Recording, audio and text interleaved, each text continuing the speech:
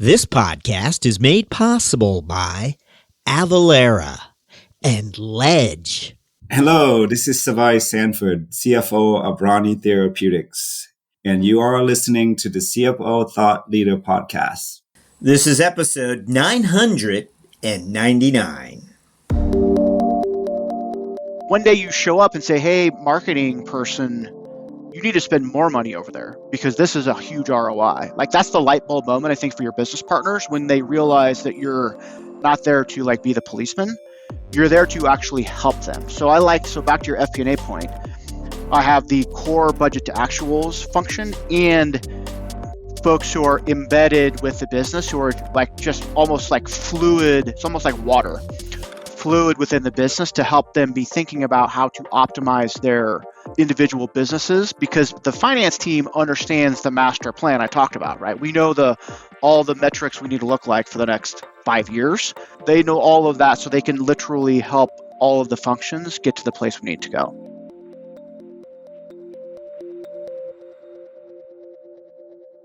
Hi, it's Jack. On today's episode, we speak with Jason Godley, CFO of Xactly. On a remote Wyoming cattle ranch, young Jason Godley faced a dire situation. The baler, attached to his tractor, suddenly caught fire. Alone with no immediate help and devoid of modern conveniences, such as cell phones, 12-year-old Godley had to think quickly and act decisively. In today's episode, titled A Bias for Action, CFO Jason Godley reflects on the origins of an independent thinker and much, much more. We'll begin after this. This episode is presented by Avalara. That's the sound of not worrying about sales tax compliance. Because when you automate it with Avalara, you don't have to worry about collecting sales tax or tracking who and what is tax exempt. With Avalara, you don't even have to worry about new tax laws and regulations. Avalara does it for you. If your business sells internationally, Avalara has you covered with cross-border tax compliance solutions. And when it comes time to file tax returns, Avalara automatically takes care of that too, giving you one less thing to worry about. Avalara has managed billions of sales for small, mid-size, and enterprise businesses, and seamlessly works with your current sales, e-commerce, and accounting platforms. Take the worry out of tax compliance with Avalara. Learn more at avalara.com. That's AVALARA.com.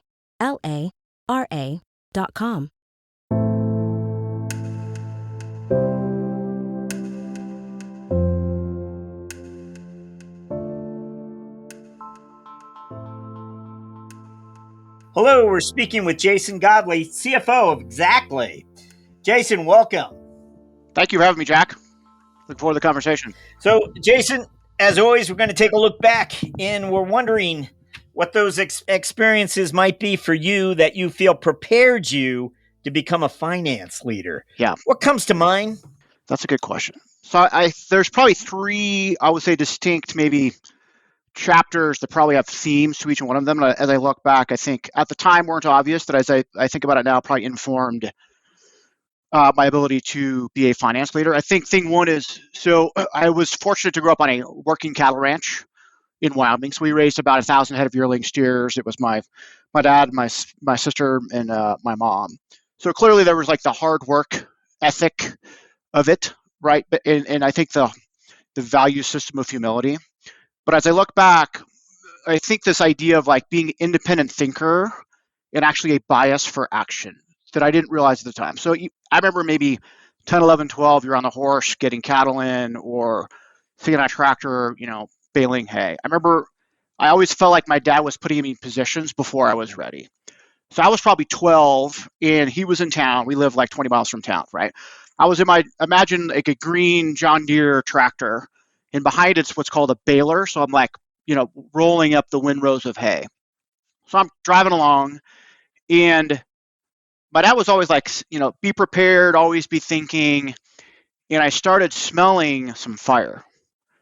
Well, I look back and there's some smoke billowing out of the back of the fire, out of the baler.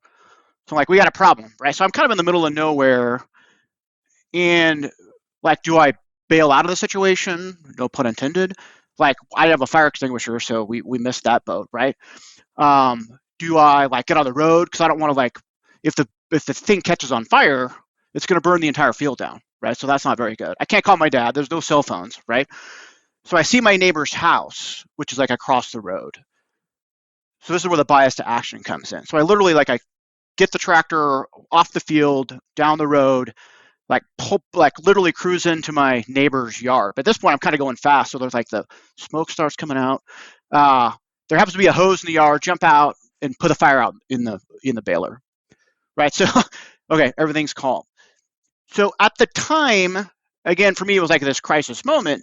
But I think what I've learned is like you have to be quick on your feet. You have to be an independent thinker. I couldn't call anybody. There was no lifeline, and you had to do something. Okay, so I think that has stayed with me right over time. This idea of independent thinking, like you got to come to your own opinion, and a bias for action. That I think has stood with me. And then later, I started my career much like a lot of finance folks do in public accounting. So I started with PricewaterhouseCoopers in Denver, Colorado, and I was doing, which is like some of your guests I've listened to, right? It's a great place to start. I spent 6 years there in total. The first 3 years was in the audit practice based in Denver. I worked on some of the early software companies, JD Edwards, took a couple of companies public. And then I was very fortunate to actually move to Paris, France with PwC to advise on, this is before like IFRS, right? This is like foreign companies who were raising capital in the US. So they needed individuals who were familiar with US SEC financial reporting, US GAAP to help advise these companies. And mind you, this is like, so I'm going over there, I don't know anybody, and nobody speaks English. So my first client, and rewind a bit. So I studied French in high school, did a semester abroad in college, but I was like enough to be extremely dangerous, like not exactly, Did you raise your hand for this? I raised my hand for it. Yep. And one of the reasons, because I had studied in high school, studied in college, and PwC was very attractive for the learning experience. And I was like, it could be pretty interesting at some point to live abroad. And they had this program early in my career where they're like, hey, who wants to move to France? I'm like, hey, I'll move to France. Yeah. But no, I mean, what PwC office were you in I was at the time? I was in the Paris, France office. Yeah, Paris, France. But before that, I was I was in Denver, Colorado. Yeah. You were in the Denver office. Yeah. So it wasn't like you were thinking Silicon Valley, I need to get to Silicon Valley. No, you're going off to Paris. You're right. And that's an interesting time because that's when I moved over there when Tech Boom 1 was happening. So I was kind of swimming upstream. Everybody was wanted to go to San Jose to work on the IPOs. I was like, hey, do I want to move to France? And since nobody wanted to move to France, they let me move over there.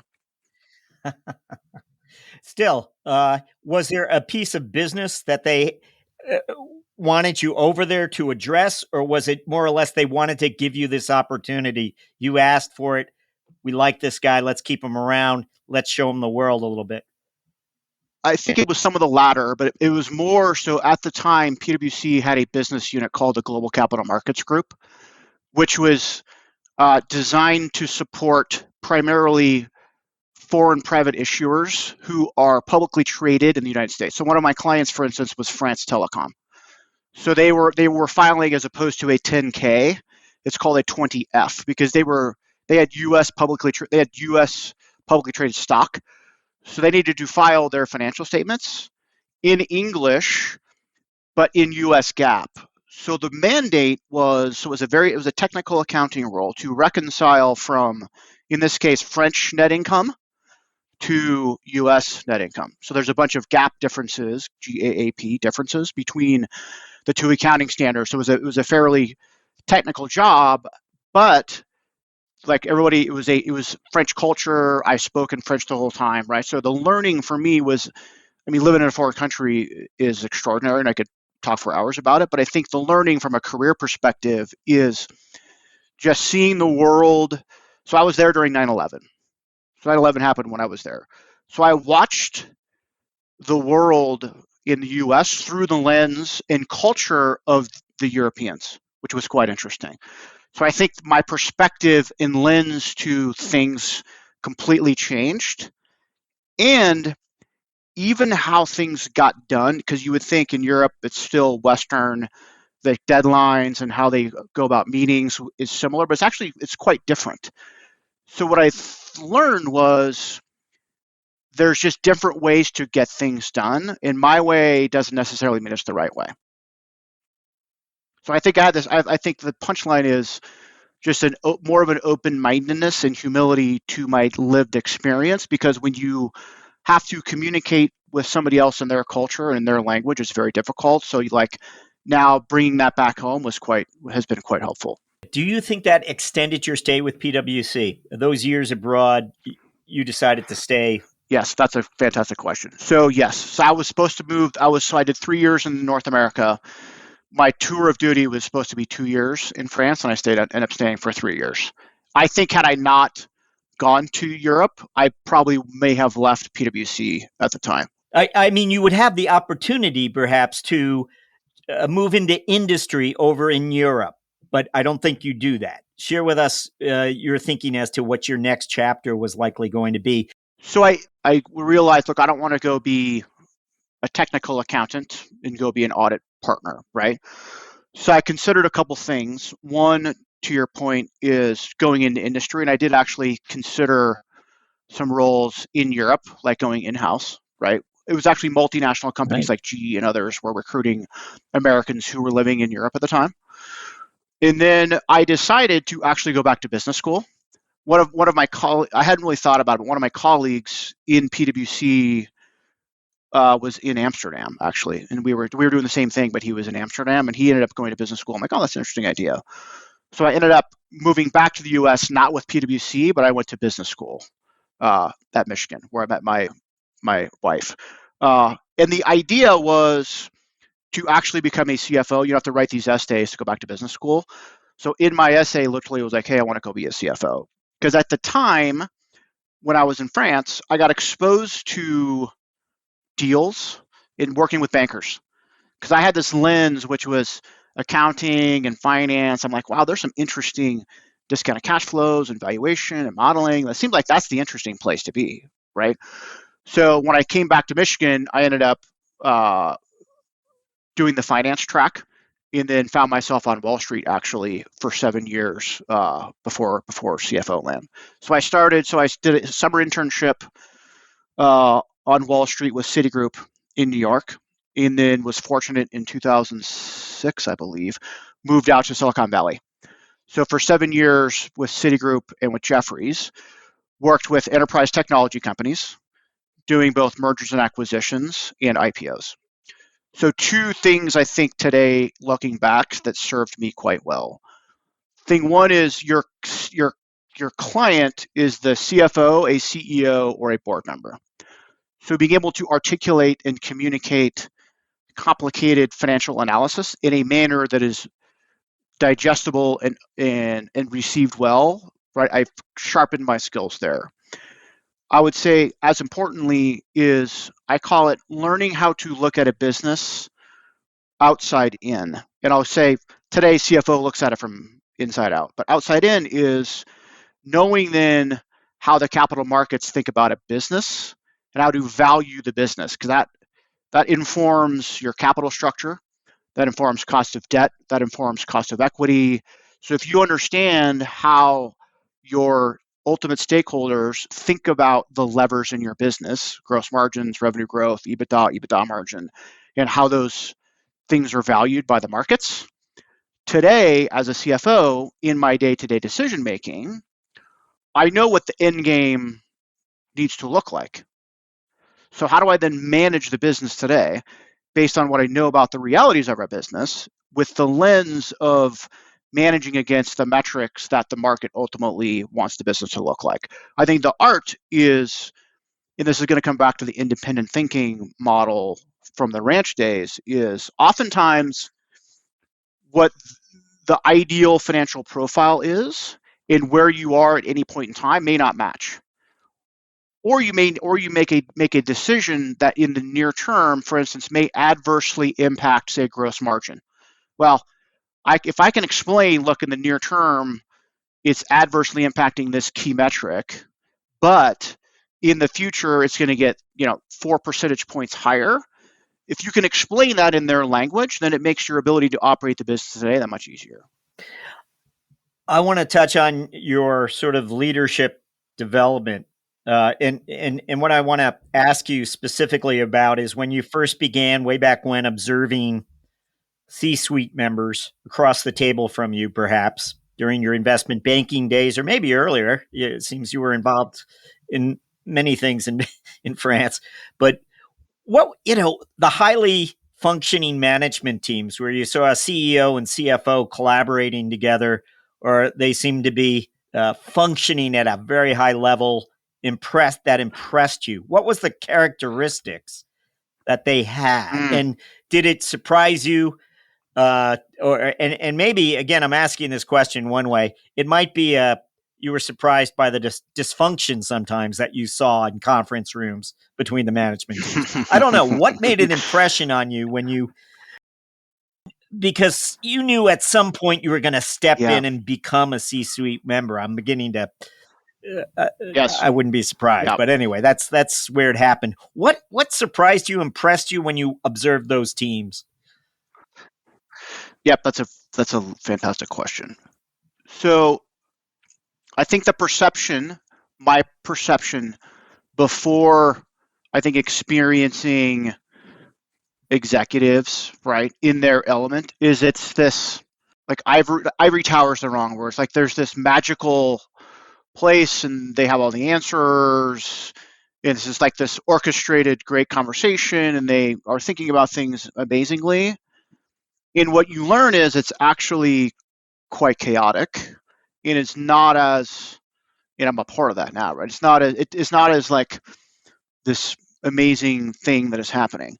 However, what the interesting thing that I've watched of teams is those who are, I think, the humility of the individuals themselves, and they're just willing to have a conversation about important topics.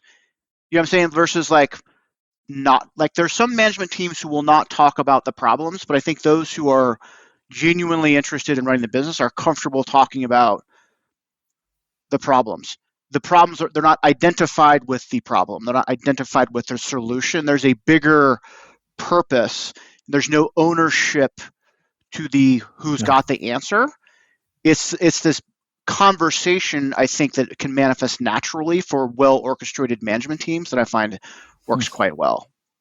I think it's when you ignore facts or you get identified with like having to be right or something is when things can start sort breaking. of the discussion itself, the willingness to explore, discuss. Yes.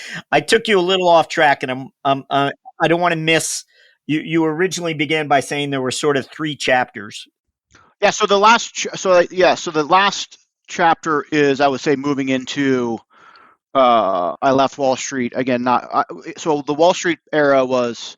I found myself, kind of to your question, Jack, like watching management teams in the room. Hey, we're building this product, or we're going public, or we're like they were the ones doing the fun stuff, and I was like the advisor that was there for a period of time and left. So I found myself wanting to be part of the management team, and then my first role outside of investment banking was I was the VP of finance for a business in Arizona called IO Data Centers, where a former managing director who I'd worked for at Citigroup hired me. So I moved, and that began my journey, now going on over 10 years, I think, of CFO land. So I'm on my fourth CFO gig at this point. You became a VP there, but you did climb into the CFO office at that same company. Yes. Is that right? Yeah. Yes. And that, again, you made the move because of a connection. It wasn't a random recruiter calling you. It was someone who you trusted. It was someone who you had collaborated with closely, perhaps. And that was enough to get you to yes. Yes. As I'm thinking about the audience too, and the career pathing of becoming a CFO. It can be difficult. There's two stages I think that is difficult to go from, say, into industry, right, from either public accounting or Wall Street. I think it's the first job outside of public accounting or Wall Street into a company. Because the perception, which is sometimes real, which is like you've been advising, you don't really know what it's like to manage a business. So there's like the first thing is being able to get into the company. So had I not known somebody, it would have been harder, I think, for me to actually get that first job.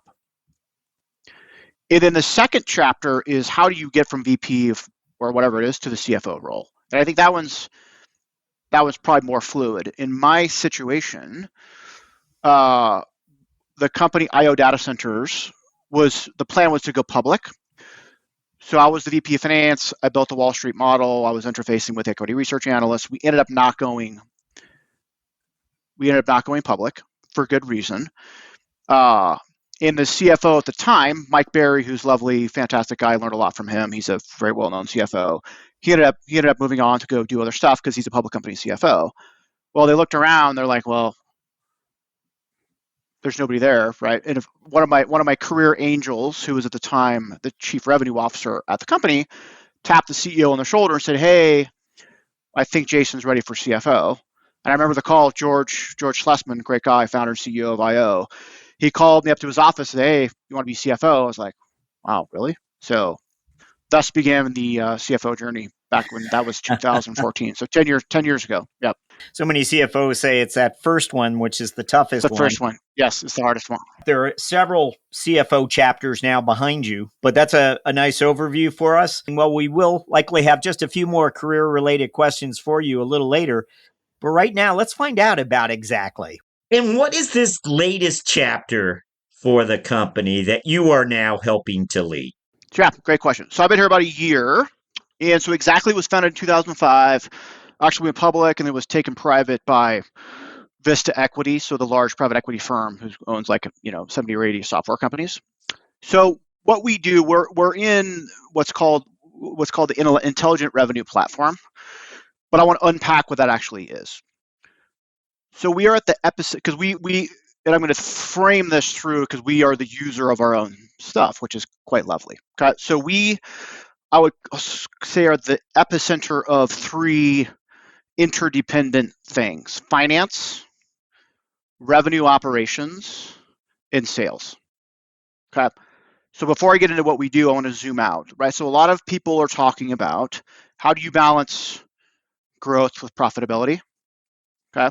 And a lot of that's going to be tied to how do you think about optimizing the go-to-market motion of your entire company, and how do you make sure you're selling as much stuff, quote unquote, as possible with the right amount of dollars.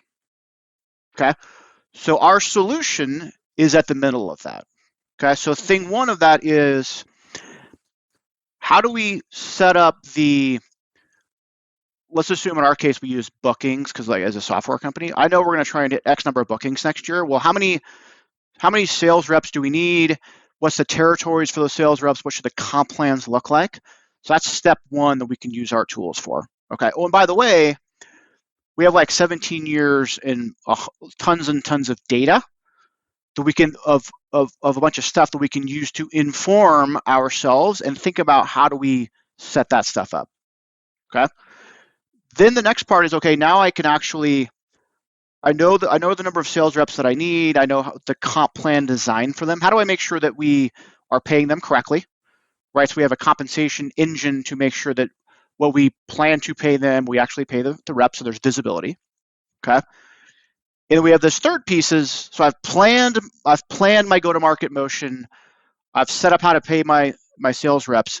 Now I want to make sure that are we actually executing against the bookings plan, right? So it's actually called forecasting, but it's effectively. And we use the tool literally weekly with my sales team, or not my sales team, but I join the sales calls, is how do we think about down to the sales rep level, what's your bookings call for the quarter? Are they deal backed, not deal backed? Our algorithm will tell us, hey, these 4 sales reps are behind.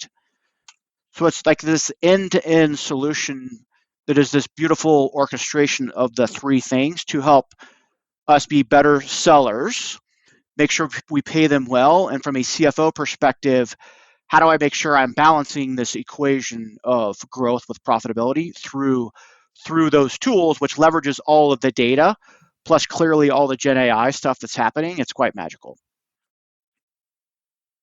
So before we usually begin talking about performance metrics here, but I just want to give a quick recap of sort of the company's history, its capital structure. Founded by Chris Cabrera back in 2005. Chris Cabrera, someone, an entrepreneur that widely known in Silicon Valley. Xactly goes public in 2015. And again, the Vista acquisition, it goes private in 2017. Okay.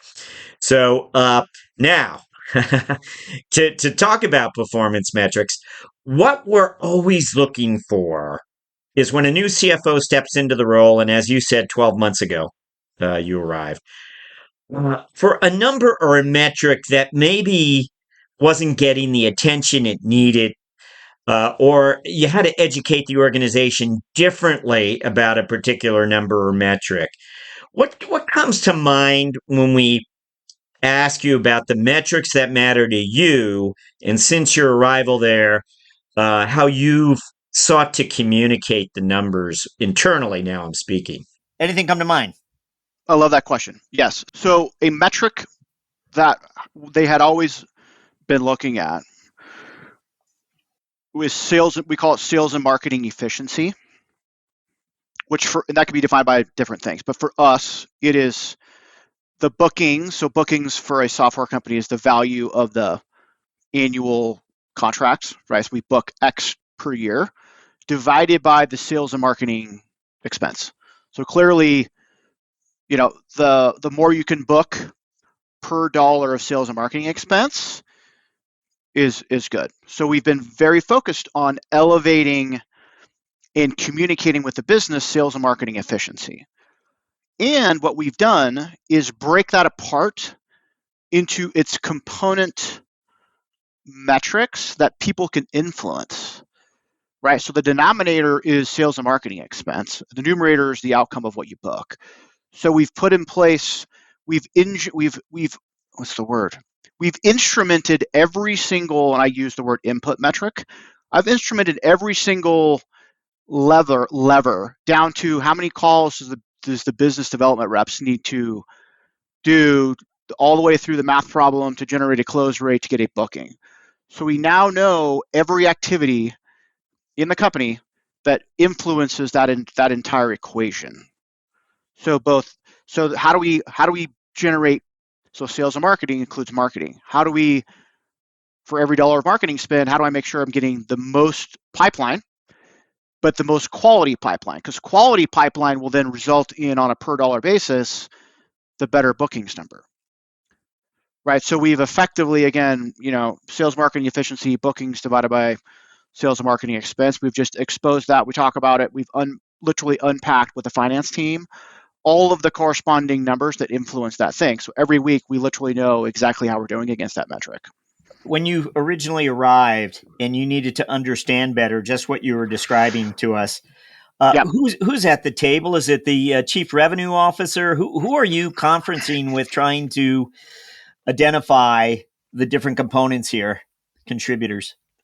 It started with like the revenue operations organization, that manifested into conversations with the CRO, and then conversations in with marketing.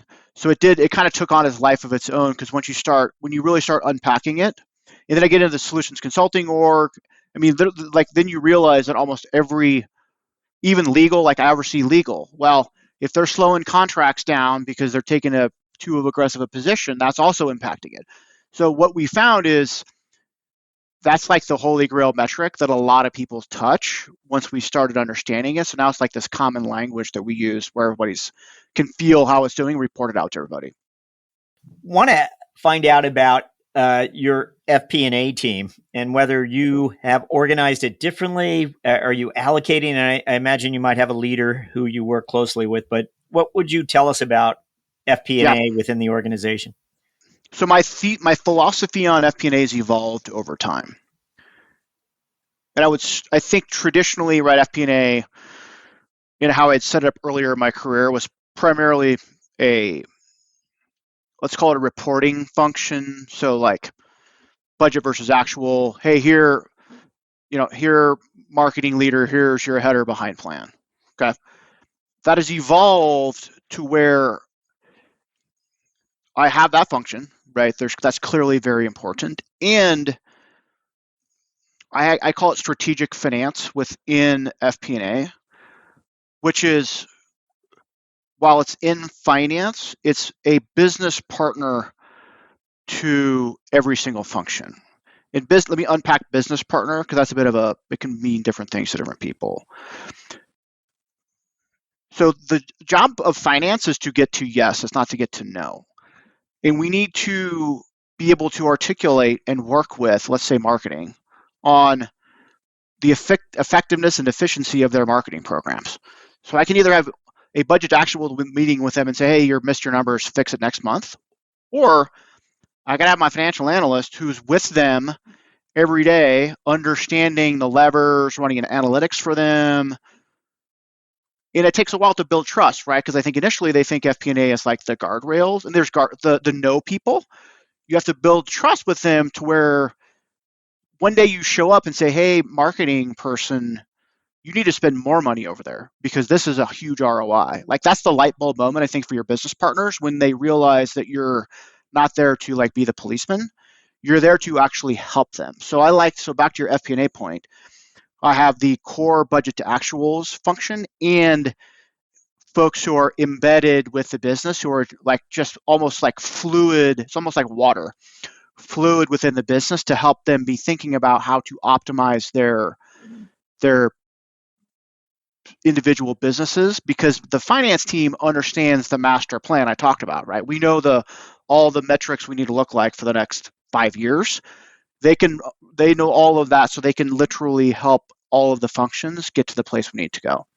Does that answer your question? Yes, but I have another one for you. Yeah. Your FP&A team is down the hall in a conference room, and Jason swings open the door.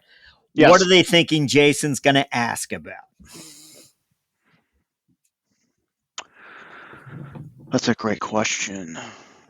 Is that you think generally or currently right now? Yeah, it's just sometimes it reveals what's top of mind for a CFO. What is the word? Systems thinking is the wrong. I try to get my team, the finance team, which they already, just to always be thinking and questioning and kind of being on offense. So I'm oftentimes, so think like average revenue per customer or margins. I'm constantly like, hey guys, have you thought about thinking about this differently? Or have you thought about running this analysis? It's usually like some idea that I had on I'm on a run in the morning. Oh, we got to think about this. So it's usually like pulling them in a direction they probably didn't think about. Hey, we thought about our ARPS. We got to worry about this, or the margin profile in 2023 or in the future. I need you to think about stuff. So it's usually like a analytical lens to the business that they probably haven't thought about. They're like, hey, you need to think about that. So next time you talk to Susie over in X department, ask that question. So you want to challenge them to think a little differently. You want them to step out in the world and challenge others similarly. Yes. I want to touch on AI with you quickly. Can you provide any insight into the company's strategy for adopting AI into its operations or what have you? What would you tell us? Absolutely.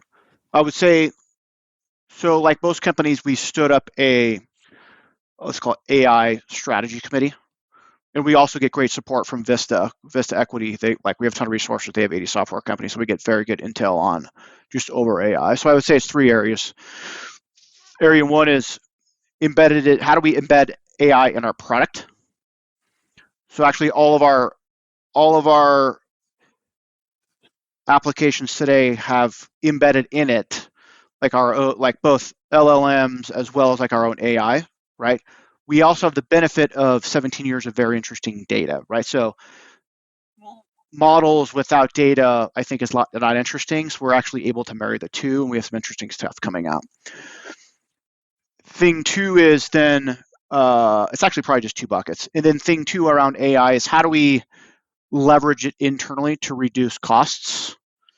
So the logical place is within engineering. How do you use AI to help develop code faster and more accurately? And then also outside of the engineering organization is one of our strategic tenets this year that's being owned by finance is we're challenging every function to think about how are you going to use AI in your function to actually be better, be faster, be more cost effective. Nice. Thank you for those. We're going to move to our finance strategic moment question, where we ask you just to look back in time and share with us a moment of insight that you experienced. Anything come to mind? Yeah, so I would say I have done my 4 CFO jobs. They've all been private equity except for one. I did a startup my last gig. Literally moved from outsourced QuickBooks to NetSuite to, grew up in the world. We raised 2 rounds of funding, raised 175 million. I mean, like literally 0 to 1. Very interesting ride, very high growth. Through that journey, built all of the KPIs from ground up, because usually when you come into a CFO job, they hand off the systems to you. So we built it from scratch. And then at the end, I was actually COO and president. So I was actually running sales, rev ops, operations. So those both in themselves, I think, are interesting strategic experiences for me. I think the thread of magic, if you will, is I'm going to call it distilling it all into all of this stuff, what the investors think, what the business model says, KPIs, all of this into a business algorithm. Okay, which is not all numbers are created equal. You really need, as a CFO, to be able to partner with your team and understand there's a lot of stuff going on. What are the 1 or 2 or 3 things that will really inflect this business equation to drive outcomes in the business? So it was only having built it all from scratch and run sales, run operations, because you can't do everything. So I need to distill this whole thing into a business equation to really understand what are the 2 or 3 or 4 metrics that will have an outsized impact to the velocity of this business and only focus on those.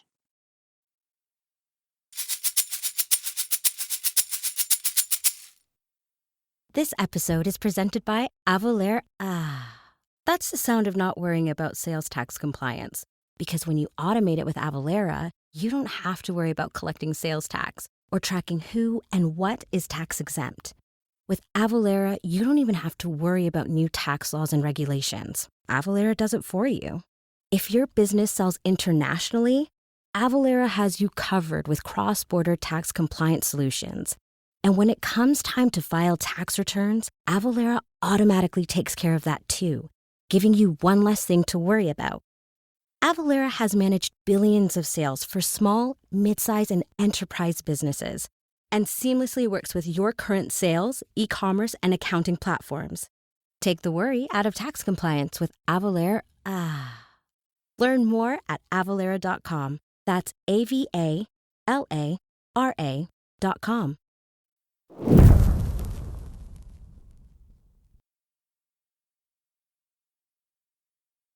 Okay, we're going to jump to our mentoring round, where we'll ask you several quick questions intended to inspire and inform future finance leaders. Again, we want you to turn back the clock when that chief revenue officer kind of pitched you to the CEO and it was a thumbs up. You step into the role, and there must have been something that first 30 or 60 days that you just wish someone had told you, something about the role that you didn't expect, as much as you had all those years you spent staring upward at it and thinking about it. You're there. If you could go back in time and just give that person who was in that role for the first 30 days a piece of advice, what would it be? What would you tell yourself? I'm not running a finance function. I'm running a company. because I don't think I opened my aperture enough at the time. Like I was focused on the numbers, the financial covenants, all of the like we were, whatever happens at the time. I wasn't really thinking about myself as a true business partner because you don't realize it, but as soon as you're in the seat, they don't kind of care where you came from, right? The head of sales is like, hey man, am I spending the right amount of money on sales? And I think I'm using that as an example. I don't think I appreciated the degree with which not only should I be thinking about the other functions, I need to have a strong point of view around that because they're looking at you to be the architect of what good looks like, not the other way around. So I think my advice to my old self would have been get out of my swim lane sooner and spend more time with the business. Now, that's a great one for us. Thank you for that. Excellent.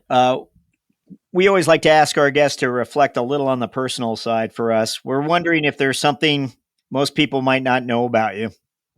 And maybe we touched on it earlier. So let's see. So interesting fact, I actually in 2015 just was going to become a life coach, actually. So I took life coach training and then realized that I kind of reframed my entire experience because I've been in finance, right, for a long time. And I decided not to go into life coaching, and I reframed my entire experience into like I get to help people, help my executive teams, help my teams. Like as an executive, putting aside the CFO part of it, I actually get to every day show up and help, right, coach, not life coach, but like just help people flourish at work, which began actually for the last 10 years. I've gone deep into, let's call it Eastern contemplative practice, so meditation. And I'm actually getting a master's degree in applied positive psychology right now. So what I'm interested in right now is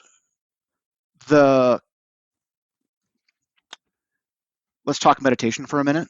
So meditation, I'll call it 1.0. I feel like the business community, generally speaking, has lost an opportunity. So in the last 10 or 15 years, right, meditation is this idea of just stress reduction. Okay. But the neuroscience and the psychology of the benefits of meditation are quite profound and far exceed just simply stress reduction. So I'm actually working right now through my graduate degree here at Penn with a gentleman who is one of the top contemplative neuroscientists on how do I unpack for the business community this idea that actually investing in a meditation practice can result in business leadership skills. I'm going to call it inside out. So let's take an example. So, hey, Jason, you should be more authentic, or hey, Jason, you should be more creative, or hey, Jason, you should be more humble as you think about decision making. The model today is read a book. Well, how do I be more humble? Like it's like this cognitive thing to try and change. That's very difficult. My thesis is that through this contemplative practice and meditation training, you can cultivate things that actually result in these outcomes. So for instance, like people talk about humility.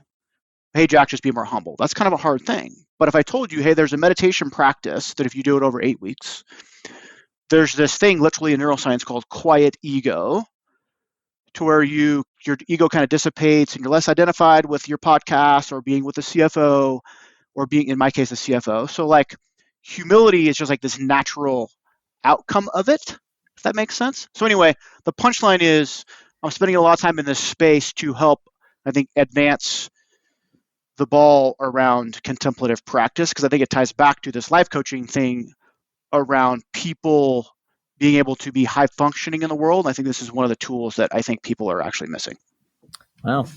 Very interesting. That was a lot of stuff. Sorry, but no, I just want to point out that in our interviews, we prior to COVID, really, we would rarely hear about meditation. It wouldn't be mentioned. Uh, However, during COVID, leaders began to talk about practice, which we hadn't really heard about maybe once before. And after during that whole period, I would say we began having finance leaders mention that they've Oh, good. Good. been Yeah. introduced to meditation for what it's worth. At the same time, what you're saying, you saw the potential for meditation Yeah. could be used in professional life, and to create teams. No, I'm off. No, you're close. You're very close, right? So at the end of the day, like the coaching, the coaching part of it was connecting, and I'm going to go into positive psychology, which I'm getting my master's degree in. At the end of the day, people need like positive emotion, relationships, meaning, achievement. Like there's scientific things around the human condition that people generally don't know about. And we can now be very intentional about those things. So when I was going through the life coaching thing, I had this intuition that I was missing out on some of these other meaning, purpose, relationships. So that started this journey of really understanding what it is to design one's life around not just being happy and being an executive, but how do you orchestrate a lived experience that is like flourishing and doing well. Through that process, discovered meditation as one of the mechanisms to support that process. And then now I'm kind of going with my thesis point is I'm going into like very deep into one thread around using advanced meditation techniques to help develop leadership skills. Well, this is where we ask for a book selection. So I'm a little frightened to ask, but is there somewhere? Yeah. And it might not be related to this. We always like to ask: is there a book that's influenced your thinking? Is there maybe you escape with a certain book, and it doesn't have to be a business book, but something that is a reflection of something that intrigued you or interests you? Yeah. So I think. So I don't know. Have you heard of The Obstacle Is the Way by Ryan Holiday? I have not. No. So this is Stoic philosophy. So Ryan Holiday has written several books. It's called The Obstacle Is the Way, and the cover is the timeless art of turning trials into triumph. Huh. So this ties back to the beginning where my baler was on fire. Yeah. Is how do you, in the face of adversity, we often resist the obstacle, and what he is saying is what stands in the way becomes the way. So leaning into adversity and how we think about adversity and what are the tools as a leader to help you get through things which otherwise might feel like they're daunting to do. So I read this when it came out a while ago, and I think it ties into this idea around how you think about things are as important as what you think about things. Nice. We haven't had it before, so all the better. Thank you for recommending it. And sorry to bump into our final question. We would like you to look forward the next 12 months and share with us what your priorities are as CFO of Xactly. Yep. So since we've done the hard work, I think we've defined the business equation. We know all of our key metrics, sales and marketing, like all the metrics. I'm really focused on execution. And for me, that's organizational health. That is the health of my team, but that starts also with me as a leader. So I'm very disciplined around taking care of myself. Exercise 6 days a week, sleep, like all the things you need to do. Because if you can't show up as your best self in a highly uncertain world where you're making tough decisions every day, that's the first rule of Fight Club. And then I'm very interested in making sure my team is learning, growing, being challenged. Right, I like to model good behavior the best that I can. So how do I make sure my team is doing good? Because again, they're everywhere, right? So they're helping the organization. And then lastly, it's how do I make sure I'm showing up the best I can to the company. And showing up well, I think, is not talking CFO speak, but rather how do I communicate to the business in a manner that is meaningful to them? So revenue growth, like whatever you talk about is a bit of an abstraction. How do I make it, it's going to be good for your career. It's going to be good for, like, how do I make it, how can I let them touch their experience through how I communicate about the business? Because then that's where the magic happens. Jason Godley, thank you for joining us on CFO Thought Leader. Thanks for having me. This has been a great discussion.